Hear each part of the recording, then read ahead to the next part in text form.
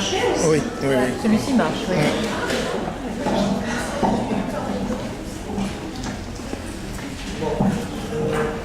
Ça fonctionne là? Non. Non. Bon, écoutez, je vais parler un peu plus fort. C'est que j'ai un fluide. Voilà.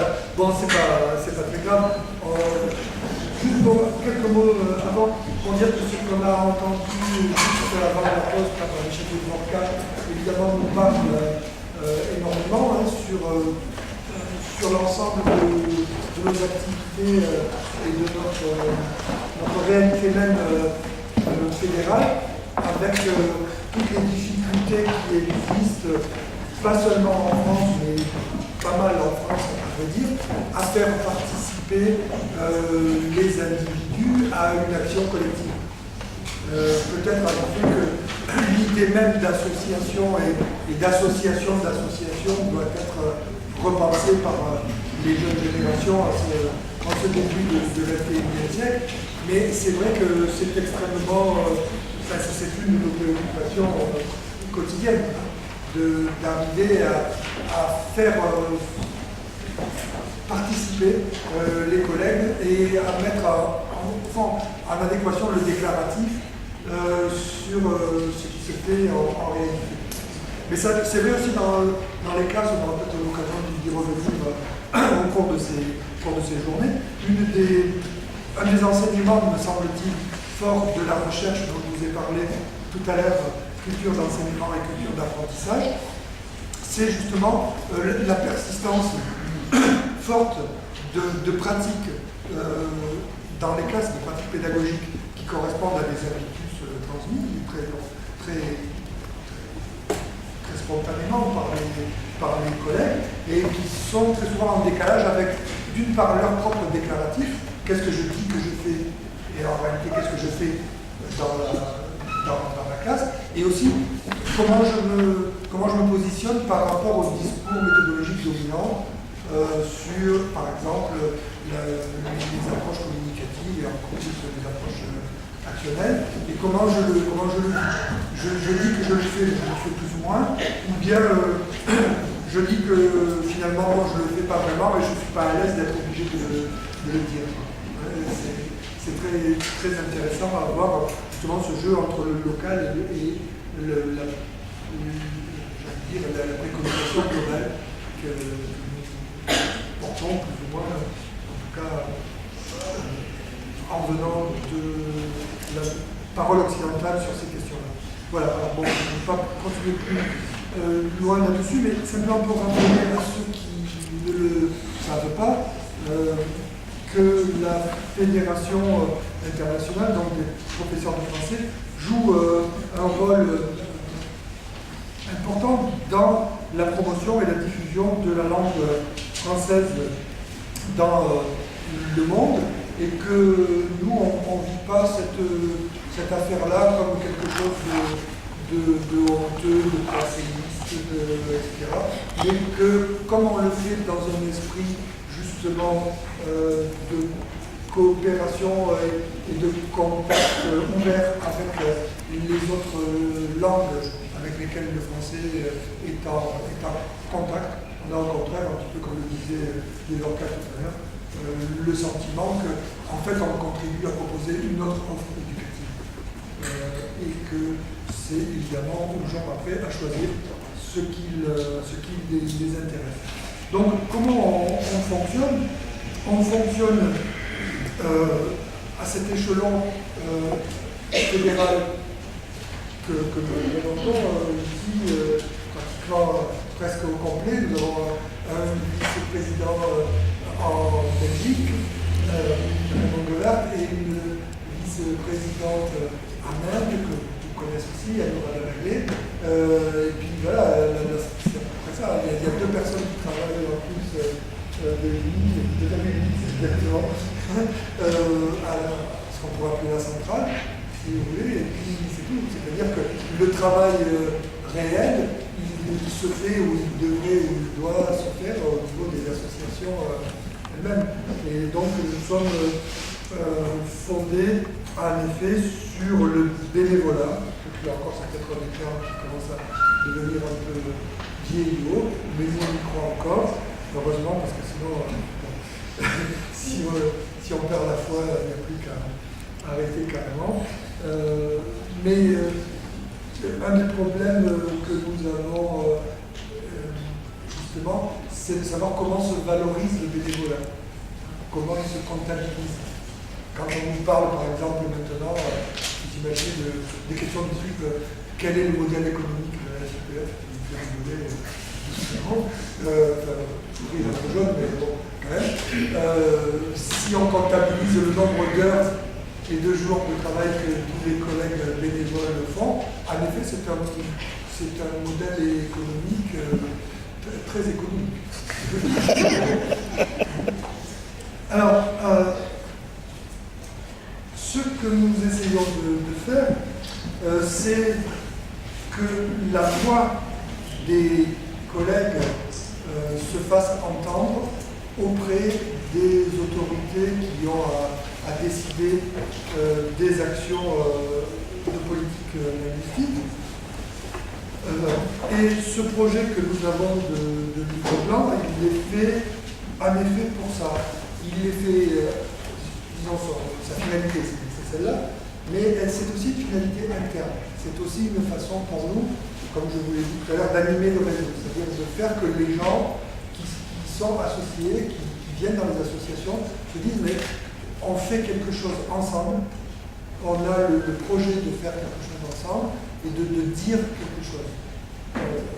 À la fois en parole individuelle, qui s'agrège dans une association locale et en même temps une association locale qui fait valoir sa voix au même titre que les autres dans le système plus mondial. Dans notre objectif, évidemment, là derrière, que nous affichons très, très clairement, il s'agit pour nous d'aider à maintenir un enseignement de la langue française dans les systèmes éducatifs et dans les systèmes universitaires bien sûr, et en même temps par là d'œuvrer pour une diversité de l'offre, pour l'enseignement des langues vivantes dans le monde. Il ne s'agit pas pour nous d'avoir une parole ni nostalgique ni offensive, mais de dire on a nous aussi quelque chose à apporter pour l'éducation des jeunes et des gens dans le monde entier. Et voilà ce que nous proposons. Alors, ça se conjugue avec des données qui sont plus ou moins connues par ailleurs, et en particulier le départ programmé de milliers d'enseignants de français, langue maternelle ou étrangère, départ à la retraite dans les années à venir. On l'a dit déjà depuis quelques années, il y a 4-5 ans de ça, l'OIF avait publié un livre sur l'avenir du français et on avait fait l'état de ces questions-là en disant qu'il va manquer des dizaines de milliers d'enseignants de langue vivante en général et de français en particulier. Et donc, c'est un vrai problème parce que ça donne aussi un prétexte aux autorités très souvent de dire ben, regardez, il n'y a personne pour enseigner, donc c'est plus la peine de le faire. On fait aussi des économies sur la formation des professeurs, formation initiale, mais aussi sur la formation continue. Et nous, on essaie au maximum de dire aux collègues la formation continue, vous êtes capable de la faire vous-même. Donc une partie de nos projets et de nos programmes concernent justement la valorisation des compétences des collègues dans les divers systèmes pour pouvoir continuer à pallier en quelque sorte les insuffisances qui se font voir au niveau des nations pour ces questions-là. Alors, je ne vais pas développer ça beaucoup plus, mais c'est vrai que ça pose aussi un certain nombre de problèmes de fond sur ces questions de substitution-là. Alors, ça m'amène à dire ce que vous savez pour beaucoup par ailleurs, c'est qu'on voit un désengagement constant des autorités éducatives dans le domaine donc, de la formation des enseignants, surtout de la formation continue, et que ce désengagement, il est aussi extrêmement net, pas seulement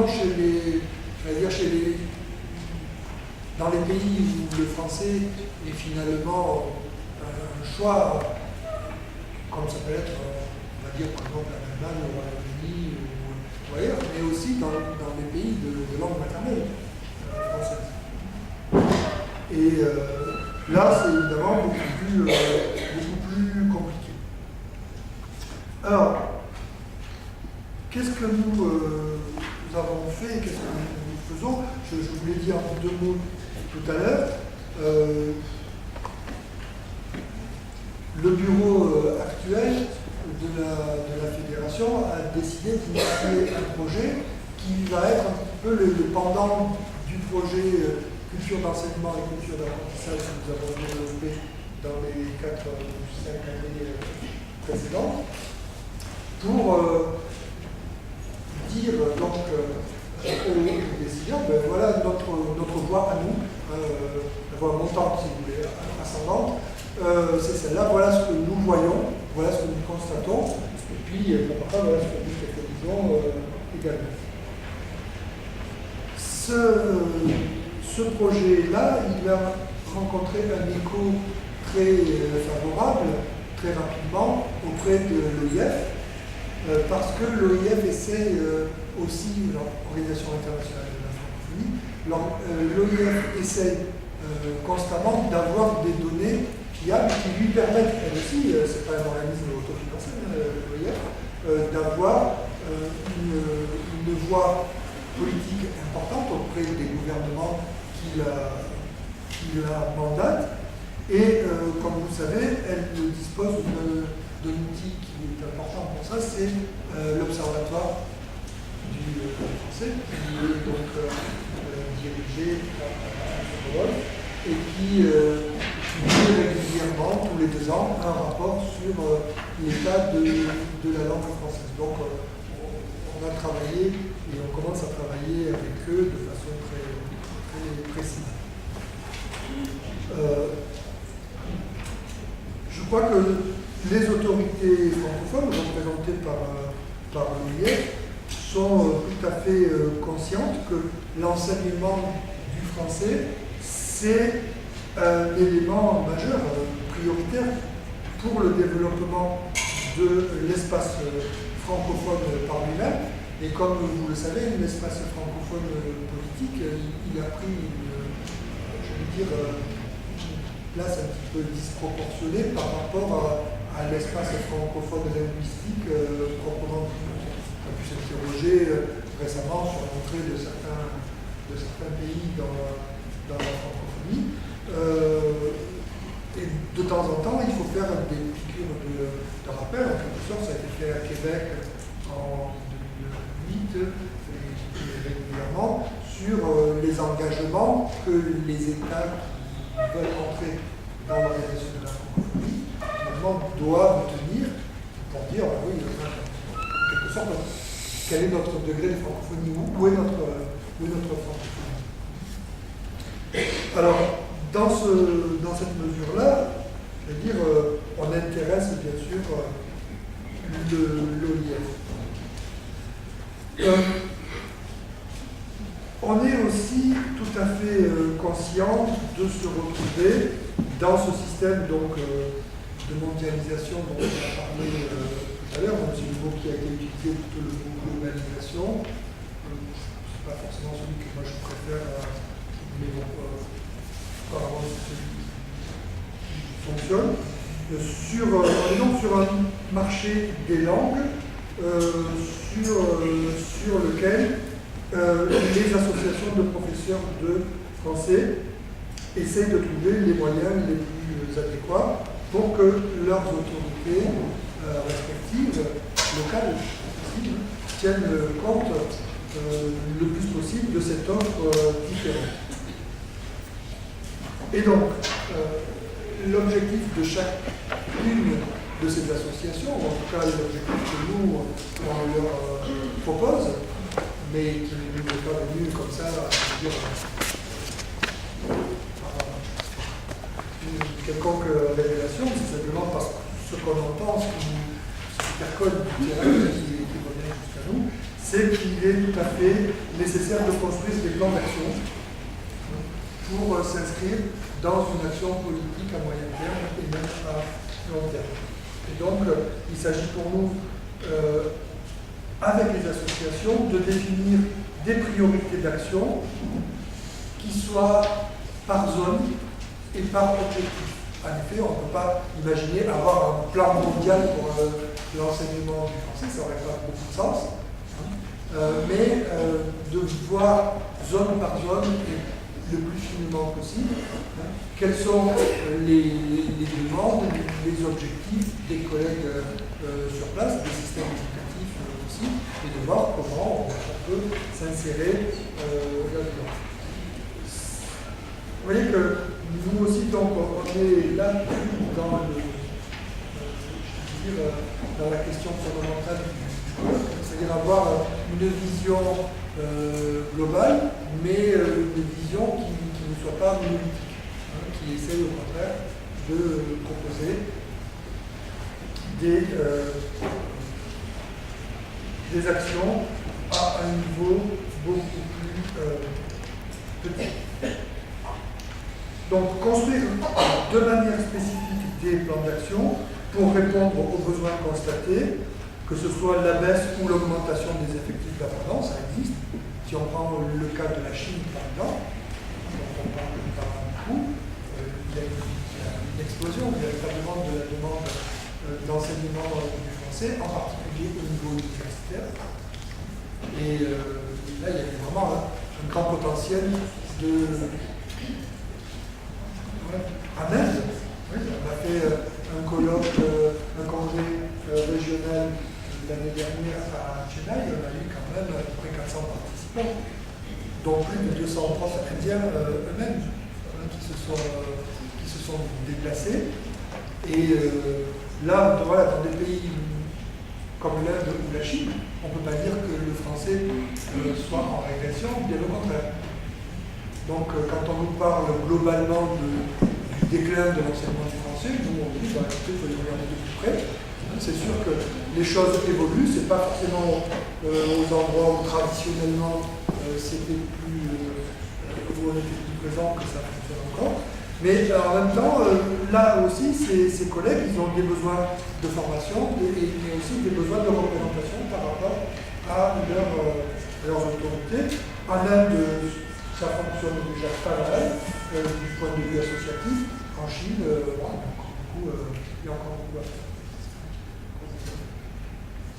Alors, donc, la réponse fédérale à toutes ces interrogations, c'est l'élaboration de ce qu'on appelait un livre blanc de l'enseignement du français, que nous sommes en train donc, de mettre en œuvre. C'est un travail qui va se faire sur 3 ans.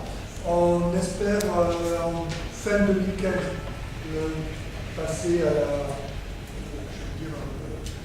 l'impression du livre. Donc voilà, on a 2 ans et demi encore devant nous. Et puis ce livre-là, il devrait être disponible à l'occasion du congrès mondial qui se tiendra à Liège en 2016. Et donc pouvoir le donner justement à toutes les autorités compétentes à ce moment-là.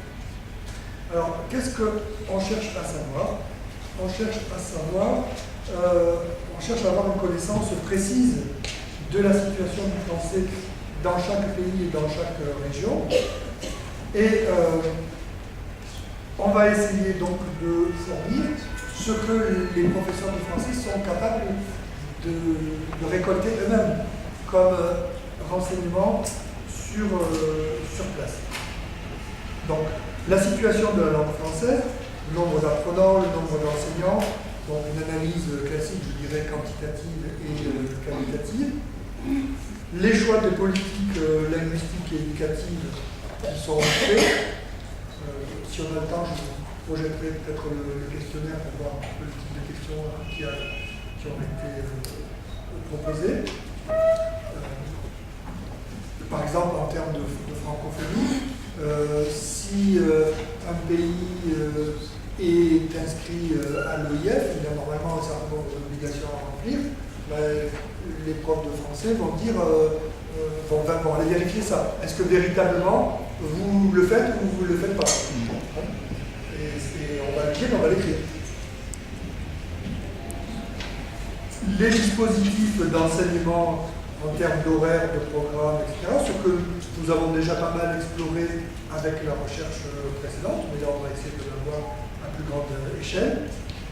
Quels sont les dispositifs existants de formation initiale, de formation continue pour les enseignants de français? Et puis des témoignages sur les conditions générales d'enseignement de la langue. Avec évidemment les évolutions envisagées, conçues comme souhaitables ou non par les collègues. Alors, on a déjà commencé à travailler, pas à partir de rien, puisque nous avons pris, quand je dis nous, le Redon Fabienne ici, et Alexandre Roch au départ, et puis voilà. Voilà. Donc, à partir du questionnaire de l'OIF. Je peux effectivement donner que nous avons commencé à expérimenter deux régions. L'une, c'est la... Je vais parler un peu plus fort, ça va bien.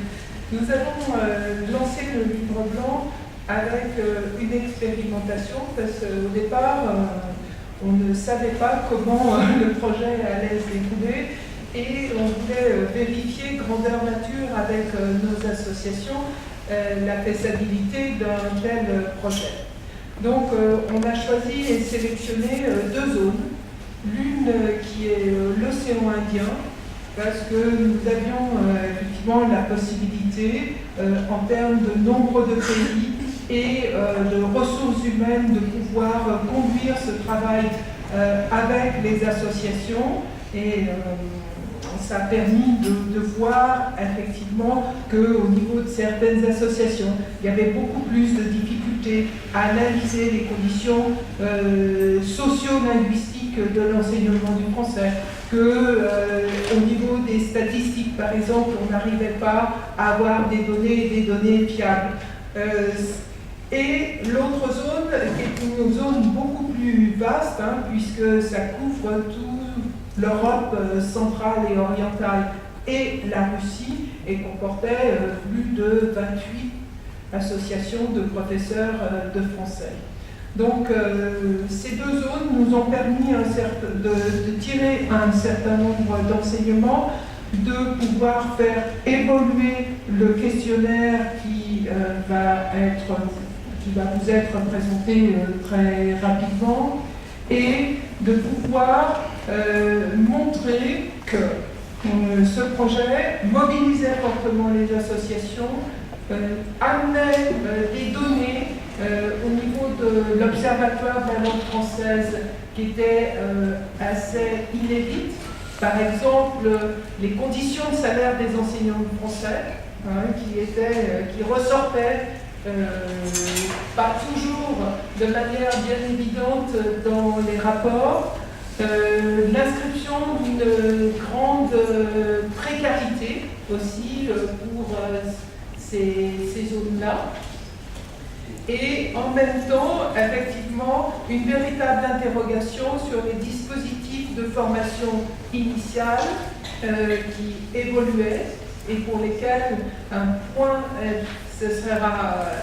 sera important pour mieux les connaître, et un désengagement, mais véritablement massif et constant, pour les dispositifs de formation continue des enseignants.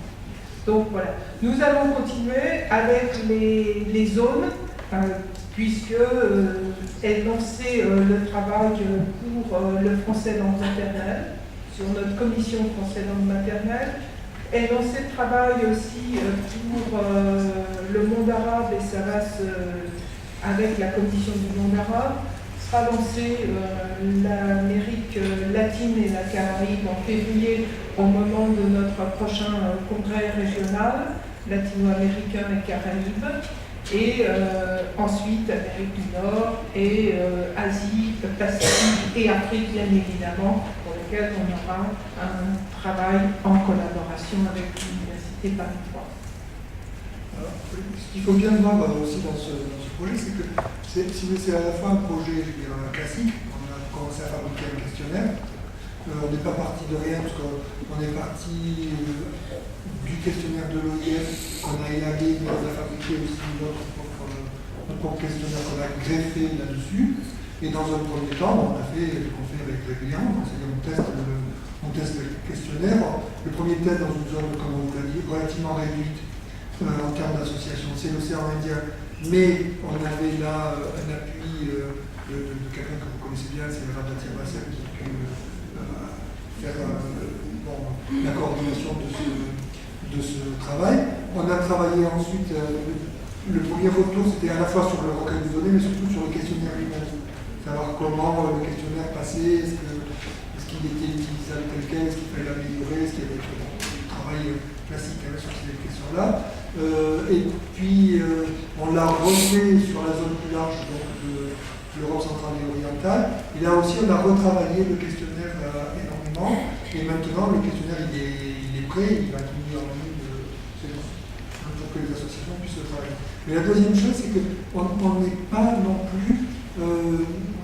la FIPES, ce n'est pas une société savante. C'est-à-dire que nous, bien sûr, il y a des universitaires, bien sûr, il y a des gens qui sont habitués à faire ce type de recherche, mais pas seulement. Et notre objectif, c'est aussi, par ce travail-là, de contribuer à la formation. Comme on l'a fait avec le projet SICA, c'est-à-dire que c'est non seulement une animation du réseau, mais c'est aussi un échange de savoir-faire. On a vu par exemple avec le projet précédent, à l'Amérique du Sud, l'équipe mexicaine a donné un coup de main à l'équipe brésilienne. On a vu en Afrique l'équipe gabonaise travailler avec l'équipe burundaise, etc. Un échange de savoir-faire et d'apprentissage de recherche. Et ça, c'est très important pour nous aussi. Ça correspond à un de nos objectifs qui est on apprend à faire en le faisant. Une précision, effectivement, l'idée que nous avons aussi au niveau de la FIPF, c'est de mettre le questionnaire en ligne, rattaché à chaque site d'association. Et ça, c'est nouveau dans le domaine, pour que ceux qui recherchent des éléments sur ce que nous avons décrit, justement, puissent trouver certains éléments qui ne sont pas toujours facilement accessibles. Tiens, quel pays, je me demande combien il y a d'apprenants de français. Tiens, quel type de dispositif de formation initiale ils ont. Quelles évolutions sont envisagées. Quel type de témoignage. Et ça, pour la recherche aussi, ça va être extrêmement utile dans le domaine. On est dans une démarche d'éducation comparative. Est-ce que j'ai le temps de montrer le questionnaire? Ça t'intéresse? Ou ça... Comment on fait?